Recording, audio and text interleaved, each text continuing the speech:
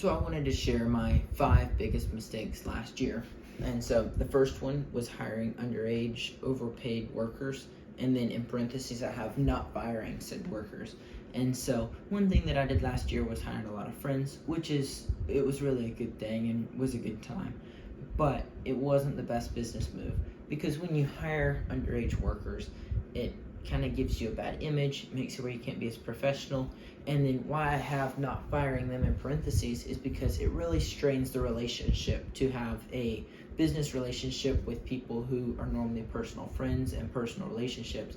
And so by doing that, I really just put a strain on the relationship. And whereas I hired 10 or 12 people to do 2 people's work. And so really not of their fault, it was my fault, but 8 or 9 of them should have gone. And I couldn't do that, and just morally it didn't feel right because they were my friends and I felt connected with them in that way. And so it makes it difficult to make level-headed business decisions when you hire your friends and buddies. And so my first recommendation would be, if you don't want to do what I do and want to scale a lot quicker, don't hire people that are your friends, or at least look at it from a business-minded standpoint and just know that this might harm the relationship and could put a strain on the relationship in the long term. The second thing was I didn't build up an emergency fund. This was very crucial to the survival of the business, and I did not do it soon enough. And that was one of the main reasons that I almost failed and almost went under last summer. So we were doing these larger projects between $20,000-$25,000. We had 12 people, and I had like $1,000 in my account. Most of you know, if you're paying people $120 a day, you have 12 of them. They're working every day, 5 days a week. $1,000 doesn't even last a day. So we were kind of living check to check, and I would have to go to the customer halfway through the job and say, hey, I really need a check right now. It's payday. I've got these guys, and it's very unprofessional and looks really bad to the customer when you have to do that, which we had a crazy summer. I'll make another video about that a little later on, so the customer wasn't really on the up and up either. But it also makes it more difficult just because you don't have that security in knowing, okay, I can fall back on this emergency fund if I need to. I have a little bit of cash in my account. So how we started laying it out and how I recommend laying it out is whatever money comes in, send 20% of that to an emergency fund. Just send that to a separate account. Don't touch it unless if you need it for payroll. And so, use it as an emergency fund. If you have an emergency, you can touch it. Always try to replenish that money though that you take out. So what we started doing is any money that comes into the checking, I just send 20% out immediately. Any checks, whether it's $5, whether it's $5,000, 20% goes into the emergency fund. Over time, that will build up, and soon I hope to have, over time, if we build for the next year or two, hopefully we'll have $100,000, $200,000, $300,000 in this emergency fund where if something goes terribly wrong, we can easily access that money. And then once you get to a certain point, if you reach, my general rule of thumb is if you reach 1 to 3 months of income worth of emergency fund, so say you make $100,000 a month, once you hit $300,000 in an emergency fund, you can continue building on that emergency fund. And so you hit $600,000, take $300,000 out and maybe start a second location or try another business venture. And so you can use that as startup capital for something else. But until you get about 3 months of income, I wouldn't start touching your emergency fund. The next thing was I didn't cut overhead costs. I had an office person for this two people worth of labor with 10 people. So I had an office person. I was paying a bunch of fees trying to obtain customers. And so looking back on it now, in my overhead and in all of my costs, I had close to $300 to acquire a customer, and our average price that we were being paid by a customer was $50 to $100. So it doesn't make sense at all to pay $300 to service a customer for $50, and honestly, I don't know how we made it through that. The next thing is not cutting prices. I had always heard to charge what you're worth, charge a lot, and that was kind of the mindset that I was in. But to be completely honest, we weren't worth a lot, so you can't charge a lot if you don't bring that value. And so at the time, I was looking at our service and I had all of these overhead costs bringing value, but the service itself that the customer was hiring us for wasn't that amazing. And so, for instance, if we're hired for a large project, we might have 2 or 3 going on at once. I didn't have the time management skills to be able to swap the crews between them. We didn't have great communication between customers.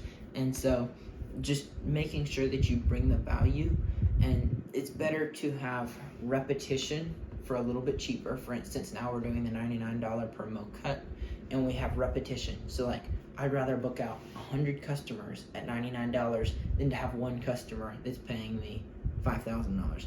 Because what happens is, if you have 100 customers as opposed to that one, yes, it's more to manage, yes, it's more to do, but if 50 customers drop off, you still have 50 that you're servicing, and so you can double their prices, you can raise prices later on, and that's the main goal, is later on we'll be able to raise prices some and still be able to keep the majority of our customers, because we offer great value as opposed to price.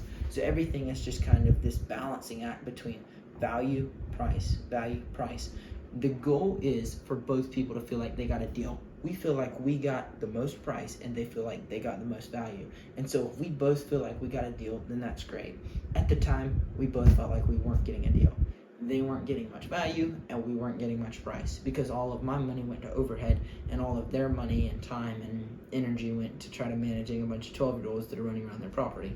So getting a very experienced team and a high quality team, and managing that team to make sure that team is making money and they are profitable every hour, is very important. The last thing is not providing higher quality. That kind of goes back to the thing I just said, but just making sure that you have good communication between customers. Obviously, things happen. You can't control them. If a mower breaks down, you can't mow someone's yard. I mean, you said that you'd mow it. But communicating with them and saying, hey, our mower just broke down. We'll be there Tuesday. We'll be there whenever it gets fixed. Giving them a heads up, and then offering a refund or offering to compensate them in some way.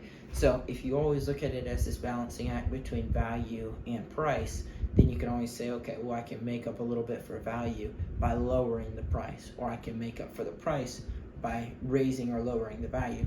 And so you always want to bring more value to the customer than what they feel like they're paying for. So those are the 5 things that almost sank my business last year, and that I'm using to grow this year. And so by avoiding these mistakes, hopefully it will help you. I know I didn't listen to people last year when I should have, and it really, really hurt my business. And so just moving forward, have these in the back of your mind. One last thing, kind of just a bonus thing that I like to add on. The best way to avoid sinking your business, write down how to sink your business. Hold on, just hear me out. So if you want to lose weight, write down how to not lose weight.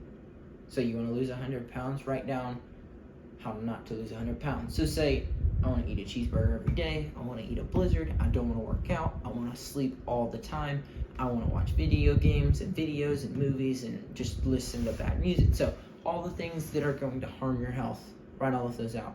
It's a lot easier in your brain just to flip that switch and to know. So when you go to watch a movie, or when you go to eat a cheeseburger, for instance, that switch is already flipped, and you think, okay, this was on the list of how not to get in shape. Do I really want to not be in shape?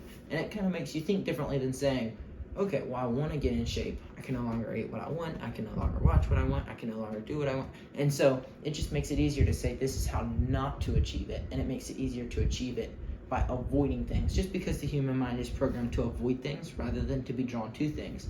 And so the same goes for business. I wrote out 5, 10, 15 things of how to sink a business. So overpay for labor, have poor labor, have poor service, don't provide the customers quality service, have way too much overhead, and the list goes on. So if you write out that list for you, it makes it a lot easier to avoid, and just hang it up on your wall and look at it and say, well, is this on this list? So when you go to hire someone, say, are they on the list of how to sink my business? When you go to acquire a customer, are they on the list of how to sink my business? So when you go through and look at these things, it makes it a lot easier to avoid these common mistakes and the mistakes that I made a lot during the summer. So peace out. Have a good week.